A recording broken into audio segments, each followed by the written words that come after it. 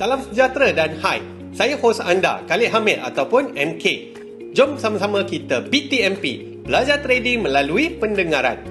Untuk info lanjut mengenai TFS Price Action Trading dan bagaimana kami boleh membantu anda untuk menjadi trader yang profitable, layari tfspriceaction.com. Trading mempunyai banyak persamaan dengan kuruskan badan. Apakah persamaan-persamaan tersebut? Saya akan berikan 5 persamaan kuruskan badan dengan trading. Tetapi sebelum tu, saya nak bagi tahu yang trading ni bukan macam memandu. Ya, saya setuju yang bila kita memandu, kita gunakan subconscious mind. Kita dah tak payah nak fikir macam mana nak start kereta, macam mana nak belok, macam mana nak bagi signal dan sebagainya. Sebab apa? Sebab bila sesuatu yang kita dah biasa buat, kita dah tak payah nak berfikir. Namun begitu, anda kena ingat, 90 to 95% traders are losers. Kalau anda bawa kereta, apakah kemungkinan yang anda akan selamat? Jawapannya adalah 90 to 95%. Malah kalau anda betul-betul cekap, mungkin setinggi 100%. Cuba anda fikir balik, sepanjang sebulan yang lepas, ada tak anda mengalami apa-apa kemalangan? Jawapannya hampir pasti tak ada, betul tak? So, bila kita memandu, memang jaranglah untuk kita accident. Tapi dalam trading, kita akan selalu accident. Daripada 10 trade, mungkin 5 ataupun 6 trade kita tu adalah accident ataupun loss. Jadi, tak bolehlah nak samakan memandu ni macam trading. Tapi saya dapati ia ada banyak persamaan dengan kuruskan badan. Jom saya terangkan apakah 5 persamaan tersebut. Yang pertama sekali, yang paling basic, apa dia? Anda kena buat sendiri. Trading ataupun kuruskan badan, anda kena buat sendiri. Mana boleh tiba-tiba ada six pack. Hari-hari makan tidur, TLDM kan. Tidur, lepak dan makan. Hari-hari TLDM, tiba-tiba ada six pack. Dia tak akan macam tu. Anda yang kena berusaha. Anda yang kena buat segala-galanya. Jadi macam trading juga, tak ada orang yang boleh jadikan anda seorang profitable trader melainkan diri anda sahaja. Anda kena buatlah apa yang diperlukan untuk menjadi seorang profitable trader. Tapi jangan risau kerana saya akan berikan kepada anda persamaan yang kedua. Jadi apakah dia persamaan yang kedua? Ianya adalah buat benda senang ataupun buat benda simple sahaja.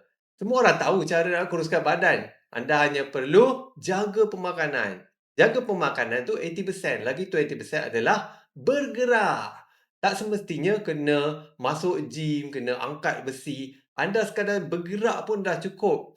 Satu hari cuba buat 8,000 ke 10,000 langkah. Jadi bila anda combine kedua-duanya, benda tu senang je. Jaga pemakanan, kemudian banyakkan bergerak. Maka anda akan kurus. Untuk trading pun benda yang sama. It's not rocket science. Dia bukan sesuatu yang susah. Buat benda yang senang. Jaga risk management. Jaga anda punya strategi ataupun decision making. Dan bila anda berjaya buat kedua-duanya, maka anda akan jadi profitable trader. Sekarang kita pergi kepada persamaan yang ketiga, iaitu masa. Faktor masa dalam kuruskan badan ataupun trading adalah sama sahaja. Kita buat benda yang saya sebutkan dalam persamaan kedua tadi, iaitu buat benda yang simple tetapi kena bagi masa. Tak ada orang dia berusaha dengan gigih untuk kuruskan badan selama 1 hari dan mengharapkan yang dia akan turun 3 kilogram dalam sehari. Itulah punca kenapa ramai tak boleh nak kuruskan badan. Sebab bila dia tak dapat nampak hasil dalam masa yang singkat, dia pun putus asa. Traders dalam bidang trading pun macam tu juga. Bila dia buat benda yang betul tapi dia tak nampak hasil selepas beberapa hari, dia pun mudah putus asa. Lalu dia buat apa? Dia akan cari teknik-teknik yang baru. Dia akan cuba belajar benda yang baru. Sedangkan dalam trading ni sebenarnya bendanya sama sahaja. Tetapi anda kena bagi masa baru anda boleh nampak hasilnya. Berapakah masa yang diperlukan? Kalau kuruskan badan tadi, dalam sebulan kalau buat betul-betul dah nampak hasil. Untuk trading pula, memang sama. Dalam sebulan kalau anda boleh jaga risk management, anda akan mula nampak duit. Tapi kalau anda berikan lebih masa sedikit, iaitu 3 bulan, anda akan nampak perbezaan yang signifikan. 3 bulan tu lama ke? Sebenarnya tak lama pun, sekejap aja. Jadi, always ingat, kuruskan badan ataupun nak berjaya dalam trading, kena bagi masa.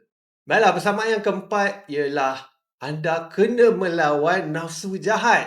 Kalau kita nak kuruskan badan, nafsu jahat kita apa? Kita nak makan dessert, kita nak makan sambal, kita nak makan benda bergoreng, kita nak minum semua sedap-sedap. Ada banyak susu, banyak gula, baru dia sedap kan? Ada orang tu kalau pergi kedai mamak aja, wajib minum teh tarik. So, ini adalah contoh-contoh nafsu jahat.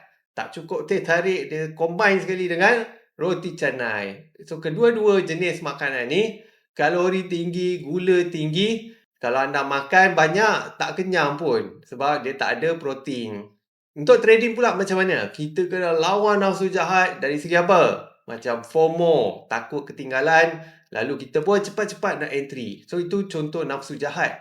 Selain daripada itu, revenge trading. Lepas loss, kita nak bantai balik dekat market. Lagi apa dia? Contoh lain. Contoh lain adalah kita double kita punya lot size, kita layer secara negatif dan lain-lain lagi. Itu adalah contoh-contoh nafsu jahat dalam trading.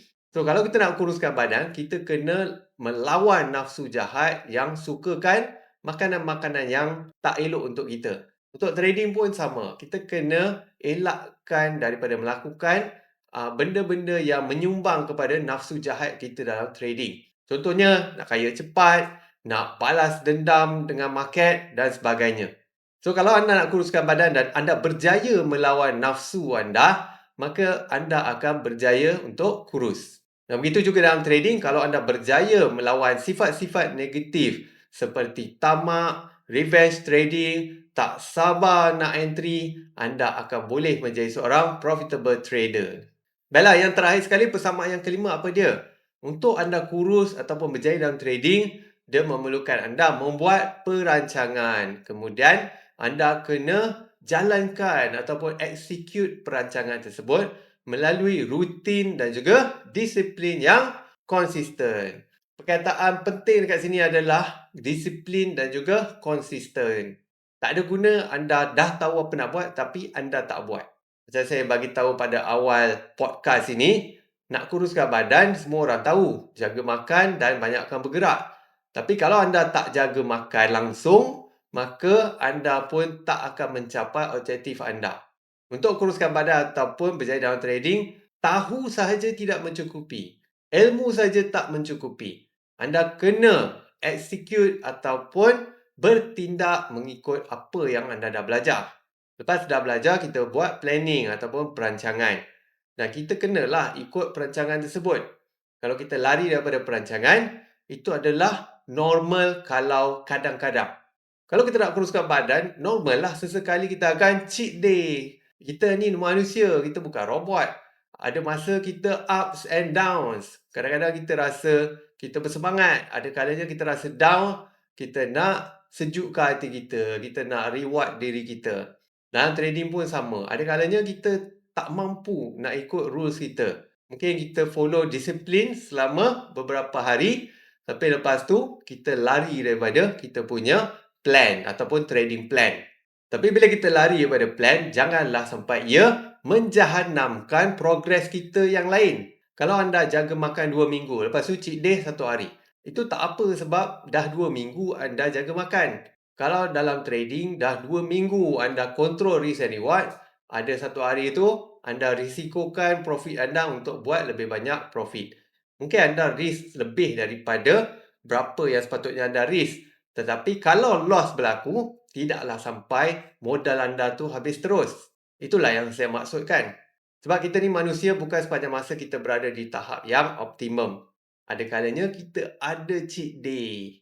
Dan berita baiknya ialah cheat day tak akan merosakkan perjalanan jangka panjang kita. Kesimpulannya, itulah dia 5 persamaan antara nak kuruskan badan dengan nak berjaya dalam trading. Persamaan yang paling penting ialah anda sendiri yang kena buat. Tak ada orang boleh buat benda tu untuk kita. Saya tak boleh suruh orang lain buat sit up, kemudian saya dapat six pack. Saya tak boleh suruh orang lain jaga makan, tiba-tiba saya kurus.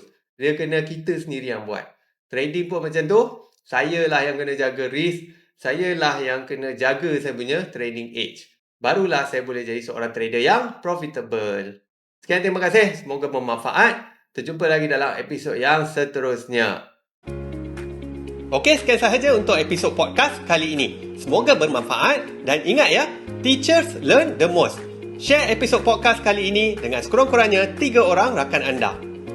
Untuk info lanjut mengenai TFS Price Action Trading dan bagaimana kami boleh membantu anda untuk menjadi trader yang profitable, layari tfspriceaction.com. Selamat maju jaya dan kita jumpa lagi dalam episod yang seterusnya.